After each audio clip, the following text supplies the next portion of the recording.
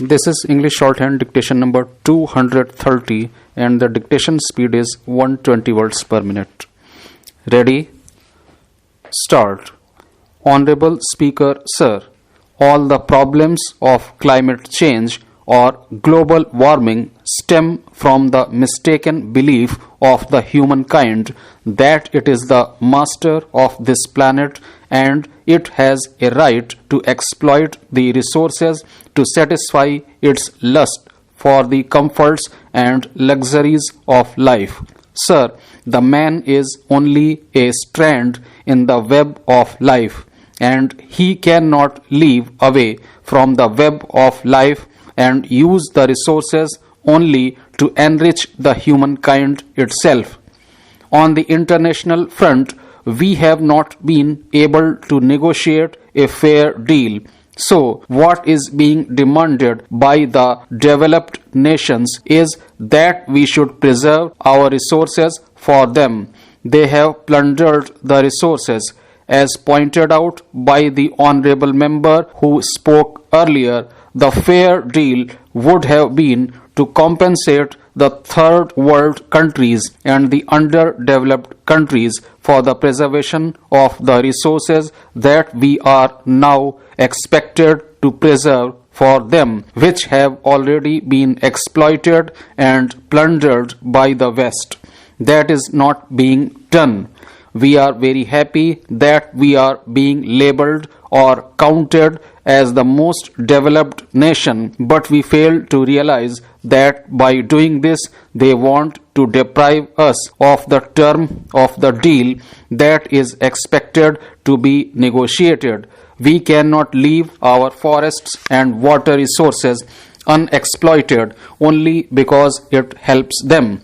They have already done it in their countries as also in countries they have colonized. Sir, what is unique about the things like climate change? These things do not respect any political boundaries.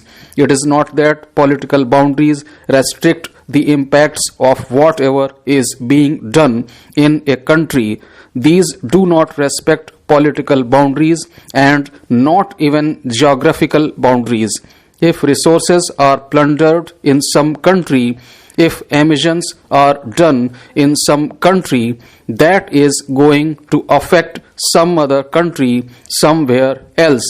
As our country has a major say in the world affairs, my request would be that we should help in negotiating a just and a fair deal for the third world countries. Sir, there has to be a shift to sustainable development. We cannot eat up our resources. We have a duty to pass on to the next generation our planet and our resources, at least in the same manner that we had inherited in our preserves. That is not being respected domestically or internationally. We have ended up now as the third largest carbon dioxide emitter. So, when we take up a discussion on it, all these concerns are to be addressed. Honorable Chairman, Sir, climate change has become a threat to the humanity. It is an international issue. It is a crisis as well as a challenge faced by the humanity.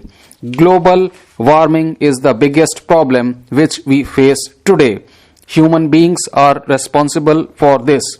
Earth is the only planet with a suitable temperature and climatic conditions where human beings and other living things can live. Every human being is having the responsibility to protect this earth. It is not only the issue of India, but it is the issue of the whole world. Not only Indians are facing these challenges, but every human being across the world is facing similar challenges due to climate change and global warming. We have different seasons like summer, winter, autumn, and spring. These seasons are now very much affected, resulting in natural disasters. Humanity faces natural disasters in the form of heavy rain, heavy flood, severe cyclones, landslides, and earthquakes throughout the world. Scientists have alerted us about these changes in nature due to the impact of global warming. We have to contain global warming. We have to reduce the increase in temperature. This is the responsibility which each one of us have to shoulder.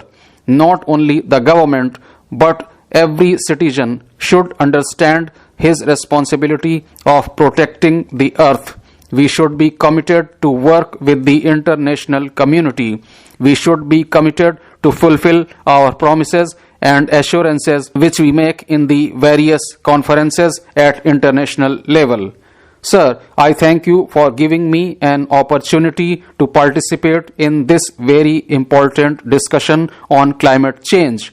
Given the rate of change in climate in our country as well as globally, we are likely to face irreversible impacts that will be a doom for the entire humanity, not only for the current generation but for the future generations to come. Therefore, my humble submission is that remedial actions on climate change should not be limited to international conferences or declarations or statements in the media. Tangible and visible actions should come before we reach the doomsday. We are responsible to the future generations. They should not blame us. Let us not be complacent. Increasing heat waves, droughts, erratic rainfall during the recent years are indicators. Depletion in the glaciers due to global warming has resulted in the rise of sea level. We should expect frequent and intense heat waves, extreme rainfalls, and erratic monsoons, as well as more and more cyclones, along with other weather-related calamities in the coming decades, as indicated by a report released by IPCC. There are various aspects which I wish to present to the House regarding this subject, but due to very limited time, I will only press upon one issue. All the major democracies in the world conducted special sittings and sessions in their parliaments or elected bodies to discuss this issue. I appreciate the initiative taken by this House to have a discussion on this topic under Rule 193. I also urge upon the government to have a special session to have a discussion on this issue.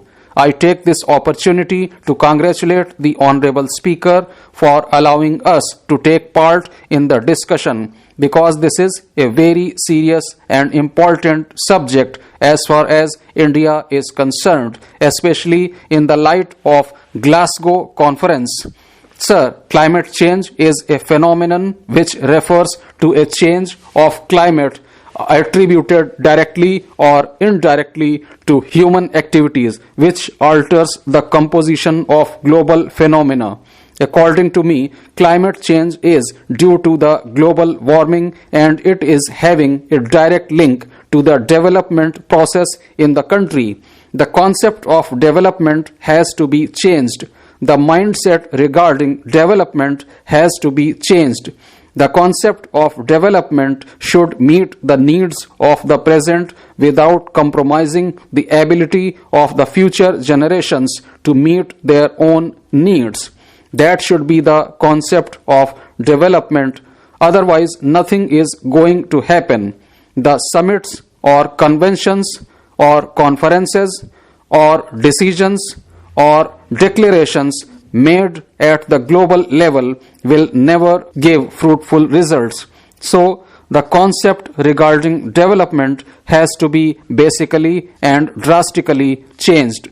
The Honorable Minister is listening and having a patient hearing of the entire debate. I am thankful to him also. Honorable Chairman, sir, thank you for this opportunity to speak about an important issue of global warming. Our Honorable Prime Minister has clearly stated our viewpoint on this subject. He has also mentioned about the fact that how far India is committed on this subject. While we talk on behalf of the developing countries, we should not only put forth the arguments against the domination of the developed countries and their irresponsible behavior, but we should also place similar arguments as regards internal domestic issues.